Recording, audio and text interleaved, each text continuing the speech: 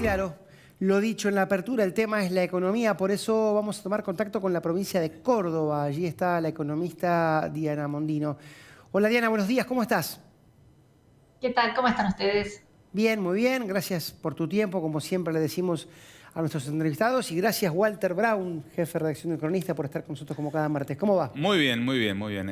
Atento a lo que está aconteciendo, las novedades, los anuncios, las medidas que se empiezan a tratar de implementar en una circunstancia en la cual la economía todavía está atravesando momentos delicados, ¿no? Sabemos, sobre todo por la inflación. Claro que sí, Diana, y esa es la primera pregunta, porque lo hemos hablado con otros entrevistados también. El gobierno dice que hay indicadores que, tomados en abstracto, darían cuenta de una situación económica en recuperación, pero claro, la inflación aparece sobre todo en el ciudadano de a pie, en todos nosotros, como un pesado estigma. ¿Cómo lo ves vos? Sí, estamos en recuperación, sobre todo porque comparás con el 2021 y el 2020, que estuvo todo cerrado por la cuarentena, y 2021 estaba empezando a arrancar lentamente la economía, o sea que estás comparando con una situación muy mala. El otro elemento que hace que Argentina y la economía se está moviendo un poquito más es que no hay posibilidad de ahorrar. Primero, no tenés instrumentos, el mercado de capitales está destruido, el sistema financiero tiene una mochila de piedras enorme, impositiva, y la gente tiene miedo de que mañana las cosas suban, así que consume tal vez hoy un poco más de lo que hubiera consumido, porque, bueno, el ahorro está muy limitado. Así que sí, efectivamente hay una pequeña recuperación. De todas maneras, no estás al nivel que tenías hace 3 o 4 años todavía. Eso va a llevar tiempo, pero mi punto es que estamos subiendo, no necesariamente por las razones que me gustaría que suban, pero no se puede negar que hay una recuperación. Walter. ¿Y cómo ves el tema de la inflación después de este dato tan preocupante que hemos visto sobre la evolución en el mes de marzo, el 6,7%, y las proyecciones ya para un mes de abril también bastante elevadas? ¿Cómo ves que está el gobierno atacando este tema? ¿Cómo ves que está intentando controlar la inflación? Ahí eso sí me preocupa mucho, mucho, porque no veo ninguna medida que vayan a la raíz del problema. La inflación, ¿qué es? Es la manifestación de un problema, de un desequilibrio dentro de la economía. Y la única forma en la cual están intentando reducir la inflación es pegándole un palo en la cabeza a los precios, algunos precios cuidados o congelados, atacando a empresarios, amenazando con más impuestos, un fideicomiso aquí, cierre de exportaciones por allá. Ninguna de esas cosas puede reducir la inflación. A lo mejor tendría un efecto minúsculo en el corto plazo, pero la raíz del problema es el gasto público, que tenemos un gasto público desenfrenado. Y lamentablemente veo que las medidas que se están tomando muy recientemente, los nuevos anuncios, por ejemplo, la posibilidad de dar un nuevo IFE, etcétera, que son cosas que obviamente a la gente la van a ayudar, pero yo digo, pero si estamos en déficit, ¿de dónde vas a salir esos recursos?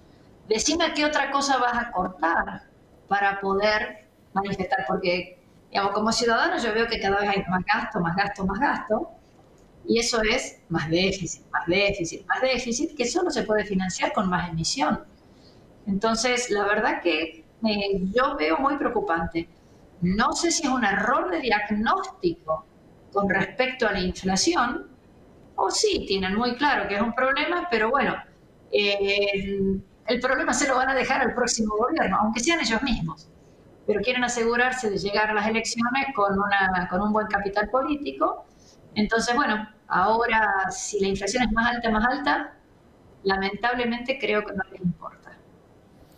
Diana, bueno, seguramente vos estás enterada, pero la respuesta oficial pareciera ser, Walter, un impuesto o sacar recursos de las ganancias extraordinarias. Incluso trascendió en las últimas horas que ese recurso, esa modalidad, hasta tendría el visto bueno de algunos papers del Fondo Monetario Internacional. ¿Estaría allí la punta del ovillo? Para mí eso es un disparate mayúsculo, mayúsculo, por un montón de razones. Primero, la verdad que casi uno que diría que toda ganancia en Argentina es inesperada, porque si alguna vez llegas a ganar, te aparece alguna de estas cosas, con lo cual ya no vas a tener ganancia. Pero dejando la broma de por medio, fíjate cómo es la cosa. Suponete que Argentina tuviera una devaluación. Entonces, los que exportan también tendrían una ganancia inesperada porque hubo una devaluación. Suponete que haya una gran sequía. En Argentina la hemos tenido en enero. Y por lo tanto, la poca gente que logre producir algo, pero los precios van a ser más altos. También le vas a cobrar un impuesto. O sea, conceptualmente, ponerle un impuesto a algo porque el precio subió es disparatado. Pero además es muy, no sé si la palabra es muy dañina, es muy contraproducente. Que cuando se hable de que alguien ganó, le tengo que poner más impuestos. O sea, estás diciendo no quiero que nadie gane. No quiero que nadie funcione. Y por otra parte, el gobierno también ya se benefició de esto, ¿no? Porque si efectivamente hubiera alguien que vaya a cobrar más por los mayores precios, no nos olvidemos que el gobierno cobra primero por las exportaciones, ¿no? Cobra primero, antes de que cobre el productor. Porque cobra las retenciones antes. Las retenciones no es que te lo retengo hasta que es un impuesto a la venta.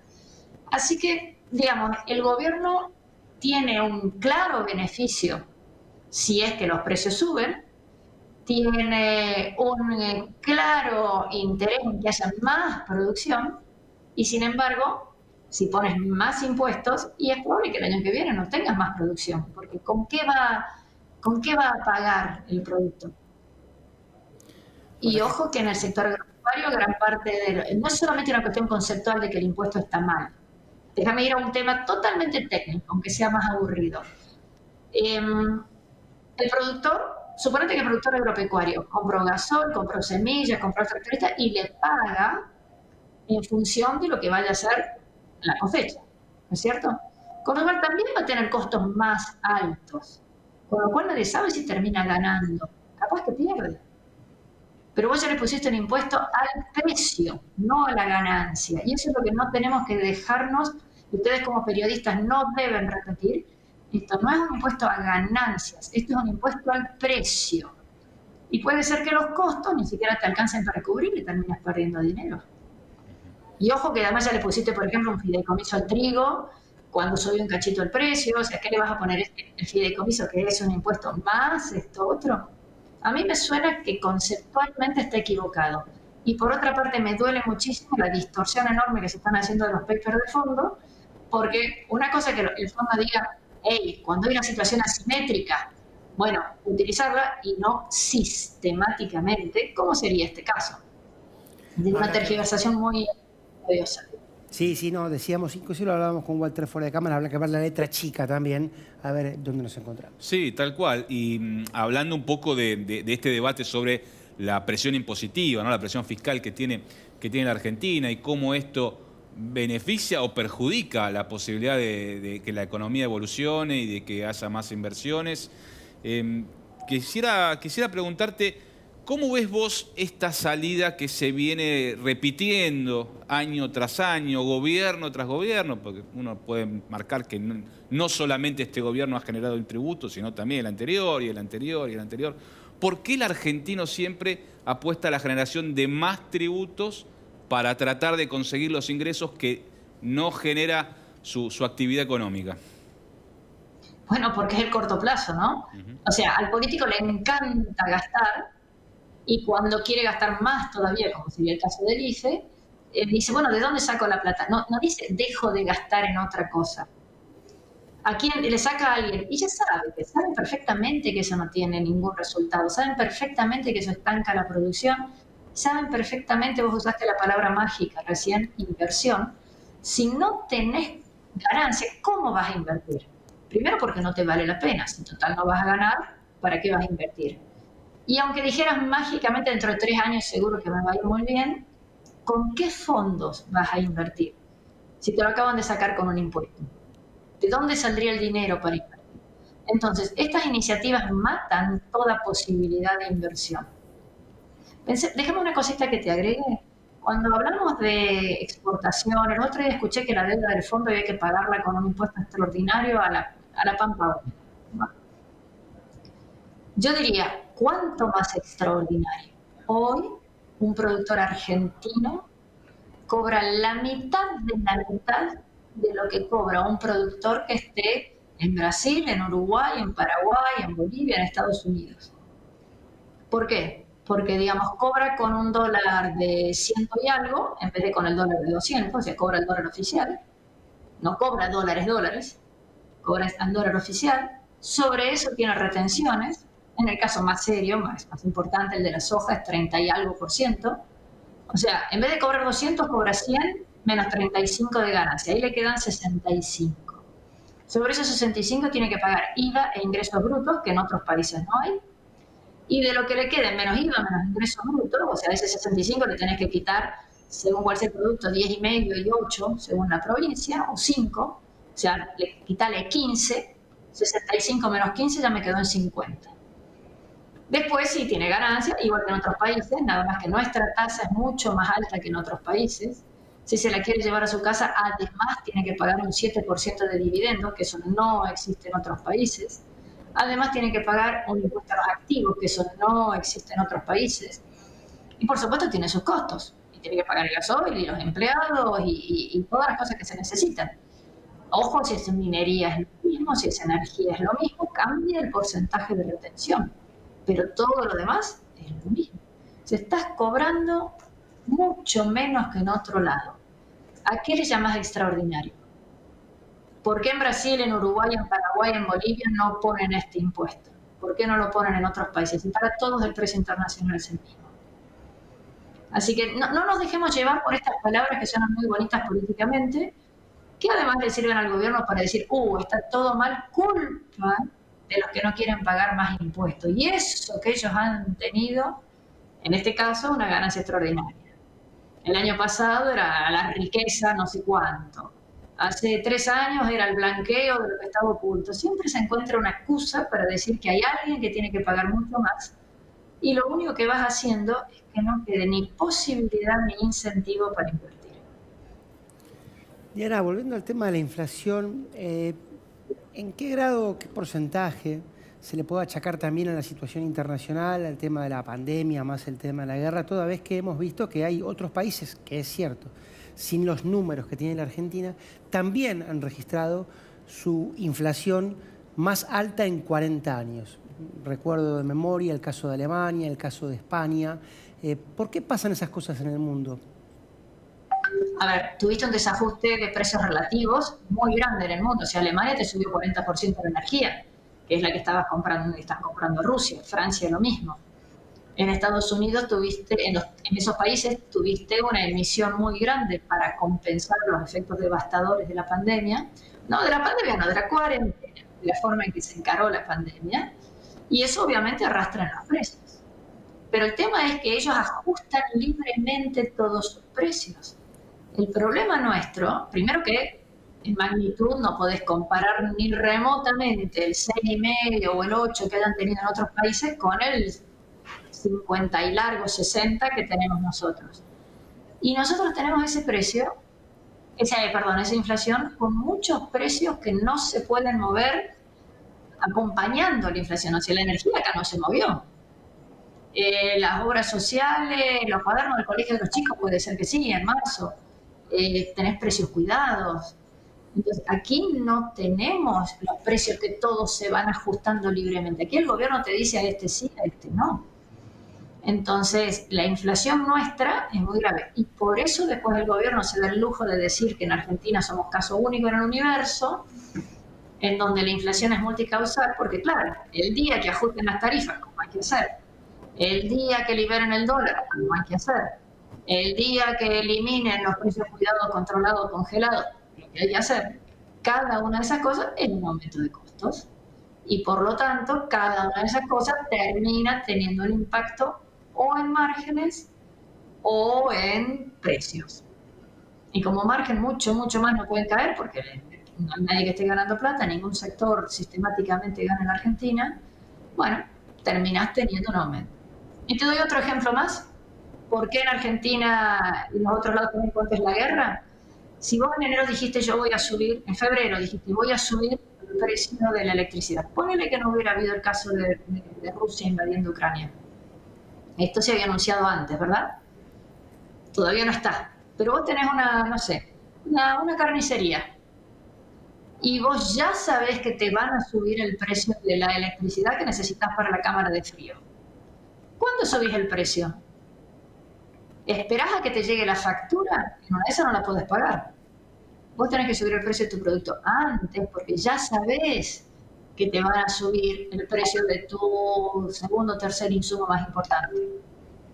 Entonces, o un alquiler. Y si alquilas, según nuestras leyes están geniales, que te dicen cada 6 meses te va a subir el alquiler en tanto. Vos ya sabés que el mes que viene o dentro de 2 meses el alquiler te sube X. ¿Cuándo subís el precio? Tenés que subirlo antes, porque si no, no podés pagar el alquiler.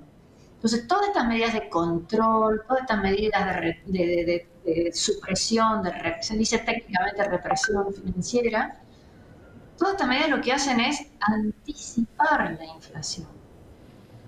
Antes va subiendo el precio, aunque todavía no tenga el mayor costo, para prevenir. Y si no, vas a tener desabastecimiento. Walter, te toca la última. Pregunten algo divertido porque es muy mala onda. Pregunten algo bastante... Bueno, no es fácil hablar de temas divertidos cuando uno habla de economía, sobre todo cómo se encuentra el país. Pero para cerrar el reportaje, Diana, queríamos tener alguna perspectiva tuya de cómo crees que va a evolucionar la actividad, la economía. ¿Cómo me imaginás que va a ser este 2022? ¿Tendremos que esperar hasta un recambio presidencial en el 2023 para ver otro andar de la economía? ¿Se podrán ir corrigiendo algunas cosas a partir del acuerdo firmado con el fondo y los objetivos planteados en ese acuerdo? A ver, si me hubieran hecho estas preguntas hace un mes o 10 días o una semana, tal vez hubiera sido un cachito más optimista que hoy. Porque te hubiera dicho, bueno, mira, ya, digamos, la espada de Damocles que era el Fondo Monetario, no solo lo pateaste para adelante, sino que te dan más dinero, te van a prestar en total a lo largo del periodo de tiempo del programa 9.400, 9.600 millones de dólares adicionales. No me gusta cómo redujeron el déficit fiscal, no me gusta, pero más o menos se va ordenando la cuestión. Pero resulta que en los últimos 10 días hemos tenido varias noticias de mayor gasto. O sea, la preocupación era, no están reduciendo el déficit fiscal tan rápido como pudieran, pero lo que hemos estado hablando ahora, estamos hablando de más gasto.